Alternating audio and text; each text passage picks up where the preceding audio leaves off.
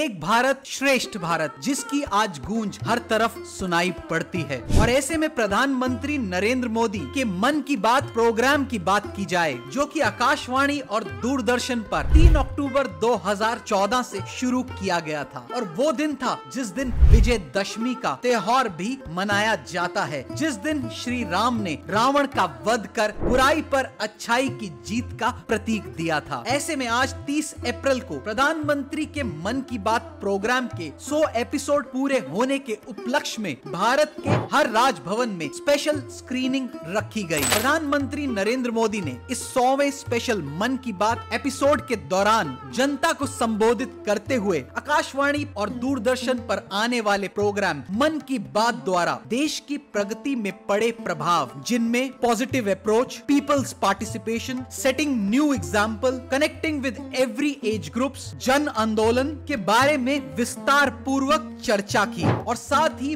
मन की बात द्वारा देश में लोगों को पहुंचे सीधे फायदे के संदर्भ में भी चर्चा की, जिसमें जम्मू एंड कश्मीर से पेंसिल स्लेट्स बनाने वाले मंजूर अहमद, लोटस स्टेम से फाइबर बनाने वाली महिला विजय शांति जी, हरियाणा से selfie with daughter global campaign वाले सुनील के साथ साथ मेक इन इंडिया मुहिम से हुई देश की प्रगति के बारे में चर्चा की। ऐसे में महाराष्ट्र के मुंबई में स्थित राजभवन में 100 episode of special screening of मन की बात के प्रोग्राम के दौरान महाराष्ट्र के गवर्नर रमेश बैस के साथ साथ मौजूद डिग्नेटरीज और बॉलीवुड इंडस्ट्री से आए दिग्गज ने प्रधानमंत्री के मन की बात प्रोग्राम से देश को मिले योगदान की सराहना की। तो आइए ऐसे में ले चलते हैं आपको सीधा कार्यक्रम पे। राजभवन में मन की बात कार्यक्रम के 100वें एपिसोड प्रसारण के अवसर पर आप सबके साथ उपस्थित होकर हर्ष का अनुभव कर रहा हूँ। आज हम एक उपलब्धि का जश्न मना रहे हैं। आकाशवाणी के सबसे लोकप्रिय कार्यक्रम के रूप में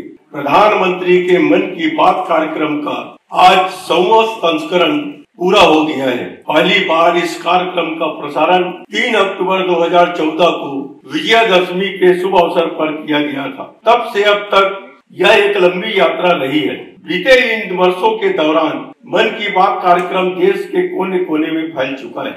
यह स्वच्छ भारत, बेटी बचाओ बेटी पढ़ाओ, जल संरक्षण, लोकल फॉर लोकल आदि जैसे सामाजिक परिवर्तनों की उत्पत्ति, साधन और विस्तारक रहा है। इस कार्यक्रम में खादी, खिलौना, स्वास्थ्य क्षेत्र में स्टार्टअप, आयुष और अंतरिक्ष आदि जैसे उद्योगों पर जबरदस्त प्रभाव दिखाया है।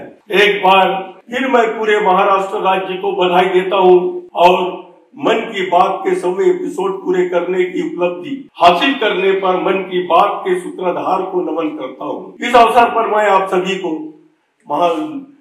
महाराष्ट्र स्थापना दिवस की शुभकामनाएं देता हूँ। धन्यवाद।